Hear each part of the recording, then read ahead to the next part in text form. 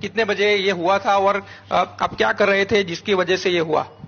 Hello sir, इधर को हम लोग नमाज पढ़ा था क्योंकि अभी रमजान भी चल रहा है। हम लोग इधर 15 लोग का नमाज भी पढ़ा था। एक बार तीन लोग आया इधर, वो बोला जय श्री राम जय श्री राम, क्योंकि हमको नमाज के ऊपर तक कुछ नहीं कर सकता। ये एक बार नमाज खत्म हो गया, उसका बोला क्या प्रॉब्लम है, वो बोला आपको कौन इजाजत दिया कि इधर की नमाज पढ़ा। तो उस टाइम वो लोग चला गया। उसके बाद एक बार वो लोग बहुत ज्यादा होगा, मिनिमम वो 200 तक 250 तक हो गया। एक बार वो सबको शाउट किया जय श्री राम जय श्री राम, और हम लोग को नमाज इधर पढ़ा था, और वो लोग हम लोग को स्टून से मारा था। बाहर से हम लोग को स्टून से मारा था। जो नमस्कार। सड़क, ट्रेन, पटरी, एयरपोर्ट, ऐसे कोई भी जगह नहीं बची जहां नमाज ना पढ़ी गई हो। तो इन जगहों की अपार सफलता को देखते हुए अभी यूनिवर्सिटी में भी एक इसका प्रोग्राम रखा गया था, लेकिन उसमें कुछ हिंदू छात्रों के द्वारा उसका विरोध किया गया, लेकिन मजहबियों के द्वारा उन पर चार्ज कर दिया गया। फिर जो हुआ आगे आप न्यूज़ में देख सकते हैं। फिर कुछ घटनाएं हुई जिसको इस प्रकार से बताया जा रहा है कि कुछ नमाज पढ़ते छात्राओं को हिंदू युवक ने जय श्री राम का स्लोगन लगाकर परेशान किया। और भारत में बाहर से आए जो छात्र हैं, जैसे पाकिस्तान, बांग्लादेश, उज्बेकिस्तान, अफगानिस्तान, श्रीलंका, इस प्रकार के जो देशों से जो बाहर से छात्र पढ़ने आए हैं, उनको यहाँ नमाज पढ़ने भी नहीं दिया जा रहा है। वैसे बता दें कि ये घटना गुजरात यूनिवर्सिटी की है। इस सभी जगह नमाज पढ़ने के बाद अब यूनिवर्सिटी में भी एक प्रयोग किया गया कि वहाँ नमाज पढ़ सकते हैं या नहीं। तो वहाँ कुछ डिस्टर्बेंस पैदा हो गई है जो उसमें रुकावट पैदा करती है, लेकिन इसमें कुछ इकोसिस्टम है इनका जो ये बताने का प्रयत्न कर रहा है कि इसमें ये रकस फैलाने का कार्य हिंदुओं ने किया है। आप ये वीडियो देखिए, आप उसके बाद स्वयं समझ जाएंगे कि इसमें कौन दोषी है और कौन दोषी नहीं है। नमाज पढ़ती है, क्यों पढ़ती है? नमाज पढ़ने की जगह है कोई मस्जिद है, मदरसे है। ओ भाई आपने देख लिया वीडियो। अब आप स्पष्ट समझ सकते हैं कि सिर्फ नमाज खुले में पढ़ने का विरोध किए जाने पर एक मजहबी के द्वारा उन पर चार्ज कर दिया जाता है। अब इसमें आप किसकी गलती मानेंगे? ये कॉलेज कैंपस पे अंदर में एक टेम्पररी मस्जिद बनाना चाहते हैं, जिसमें दीवारों पर कुछ अरबिक में लिखा है। एक छोटा सा टेम्पररी मस्जिद बनाना चाहते हैं जहां हम सब गंगा जमुना तहजीब पालन कर सके, गंगा जमुना तहजीब निभा सके।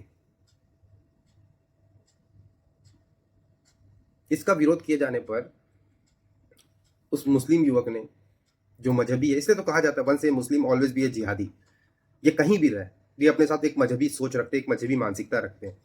वो बच्चे बाहर से पढ़ने आए, जो पढ़ने आए वो बाहर से पढ़ने आए, लेकिन अपने साथ एक मजहबी सोच लेकर आए हैं कि यहाँ जाएंगे और हम कुछ सड़न पैदा करेंगे, क्योंकि ये हमेशा अपने दिमाग में सड़न लेकर चलते हैं। तो उसी सड़न को लेकर भी बाहर से आए थे, तो इस प्रकार का रकस पैदा करना चाहते थे वो।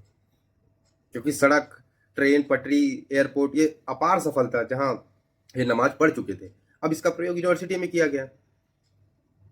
अब इसमें कॉलेज प्रबंधक को ध्यान देना चाहिए कि क्या वो उनको उस जगह अलॉट किया कि वहां आप नमाज पढ़ सकते हैं, या फिर उनको कुछ पता ही नहीं कि यहाँ ऐसे कार्रवाई की जा रही है, यहाँ ऐसे नमाज पढ़े जा रहे हैं खुले में। बाकी अब इस पर जांच चल रही है कि कौन दोषी है कौन दोषी नहीं है। वैसे तो जांच तो हमारे देश में चलती ही रहता है, क्योंकि आपने पिछले ही हफ्ते देखा जो दिल्ली के इंदरलोक में हुआ है, जहां मनोज तंवर को सस्पेंड कर दिया गया। क्यों? क्योंकि उन्होंने एक मुस्लिम के ऊपर हाथ उठा दिया था, जो कि बहुत गलत काम किया था उन्होंने।